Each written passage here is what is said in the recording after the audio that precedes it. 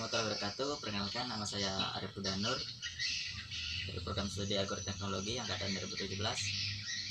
Tema PKM pada kali ini yaitu mengangkat potensi daerah di masa pandemi COVID-19 yang bertempat di Desa Muktijaya, Kecamatan Renepulung.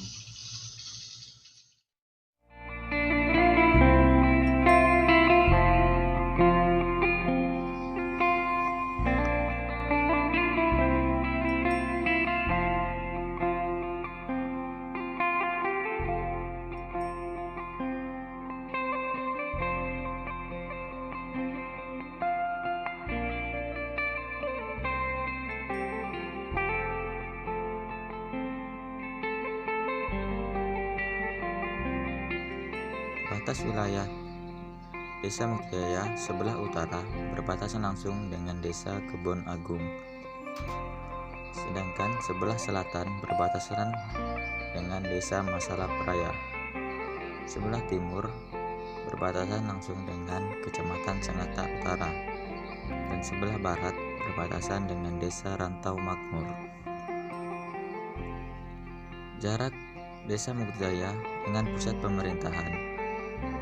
pemerintahan kecamatan kurang lebih 5 km.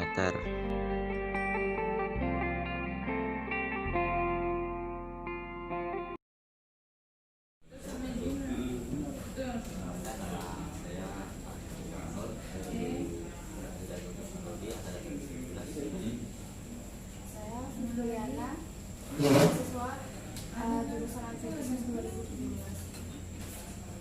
2017 ya. Iya. Coba di sini saya akan dari sedikit informasi tentang Desa Muktijaya di Kecamatan Renepulung ini. Yang saya tanyakan, pertama, berapa luas daerah Desa Muktijaya? Luas total wilayah Desa Muktijaya setelah terjadi pemekaran mulai tahun 2016 per Oktober 2016 itu total luas wilayah desa seluas 24,617 hektar atau 24.617 km. Berapa jumlah kepala keluarga yang ada di Jumlah penduduk atau demografi desa, total penduduk per Januari 2020 sebanyak 1.835. Itu yang tercatat melalui laporan kependudukan dari RT, terus yang kadus, terus desa merekap. Itu jumlah total penduduknya kisaran 1.835 jiwa. Jumlah penduduk laki-laki 948 jiwa dan total jumlah penduduk perempuan 887. Jumlah pendatang kisaran 200-an, itu fluktuasi per 2019. Terus jumlah penduduk pergi kisaran 55. Terus total kepala keluarga satu Desa Muktijaya ini yang tercatat sesuai laporan dari RT, Dusun sampai rekapan dari KLC pemerintahan itu sebanyak 507 kepala keluarga. Itu dirinci lagi total kepala keluarga perempuan yang masuk kategori miskin atau yang sudah janda, tidak istilahnya masuk kategori atau indeks desa atau IDM, indeks desa membangun karena dari Kemendes pusat itu ada sekitar 14 kakak. Terus jumlah keluarga miskin itu yang terdata sesuai relasi di lapangan kisaran 88 kakak. Jumlah penduduk Desa Muktijaya yaitu 1.885 jiwa yang terbagi dari 520 kakak. Salah satu mata pencaharian masyarakat di Desa Muktijaya adalah sebagai petani. Salah satunya adalah sebagai petani karet dan petani sawit. Adapun yang bekerja sebagai peternak, yaitu sebagai peternak sapi, itik, dan lain-lain.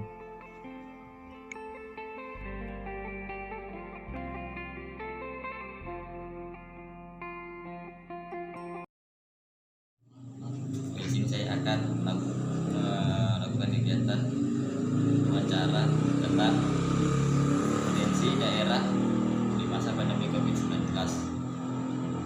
Saya akan mewawancarai Ketua RT 04, yaitu dengan Bapak Parsi, dengan Bapak Parsi. Yang ingin saya tanyakan pada kesempatan kali ini, pertama, bagaimana tanggapan Bapak Ibu terhadap kegiatan KKN online di masa pandemi COVID-19 ini?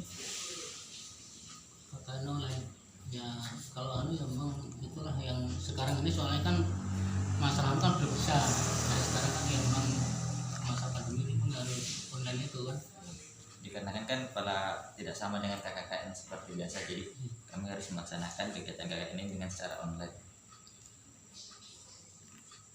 Yang kedua, bagaimana kondisi sosial masyarakat dalam menghadapi pandemi COVID-19? Nah, tapi ya alhamdulillah di sini ini termasuk aktif dalam menghadapi ini kan. Ya baru-baru ini aja dibiarkan, bukan maksudnya ada ya masuknya plan ini kan tiap rutin tiap hari itu ada penjagaan di pos sana. Insya Allah sama di kilo 4 itu ada pos kemarin. Itu rutin termasuk sini, itu ada ruang keluar masuk itu termasuk di data semua.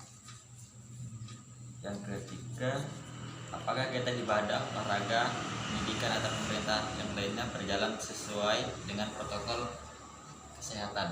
Kalau di sini sesuai di masjid maupun di sekolah itu kan sekarang pakai seperti itu. Contohnya Pak, seperti kegiatan ibadah itu dilakukan seperti apa?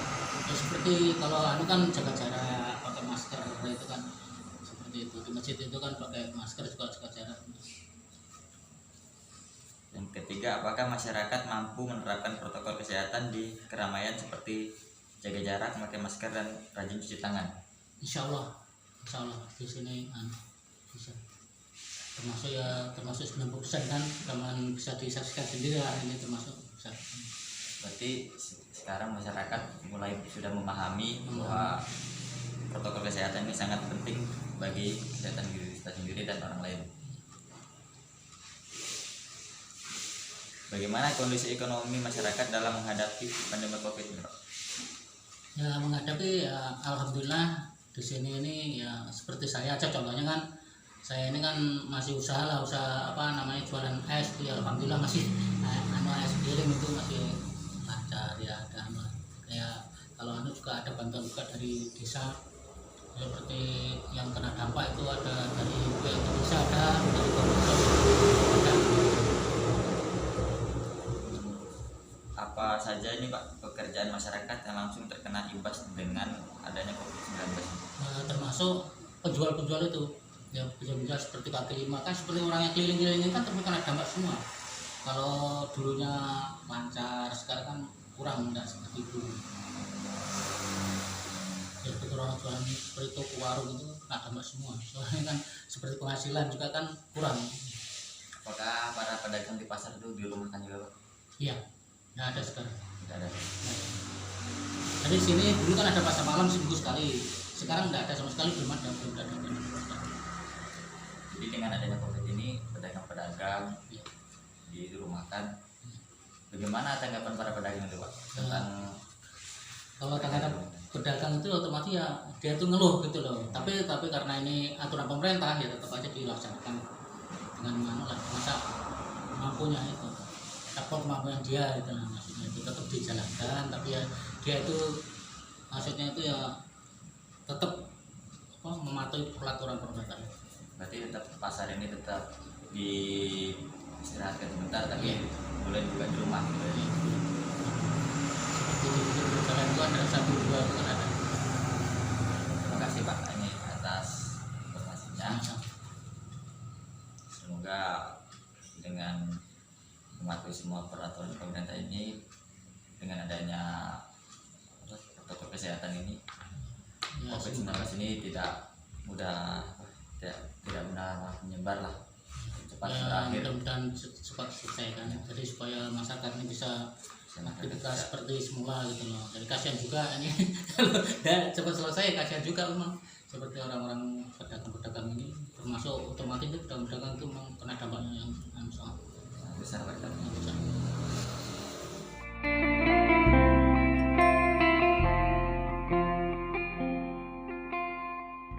Gunung PKK yang diperuntukkan untuk para kaum ibu-ibu bertujuan untuk membantu memajukan desa.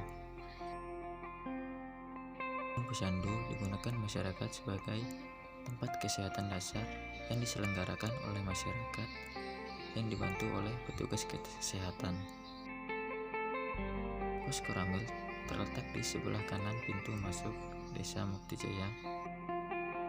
Puskesmas Rantopulung sebagai pusat kesehatan masyarakat Rantopulung.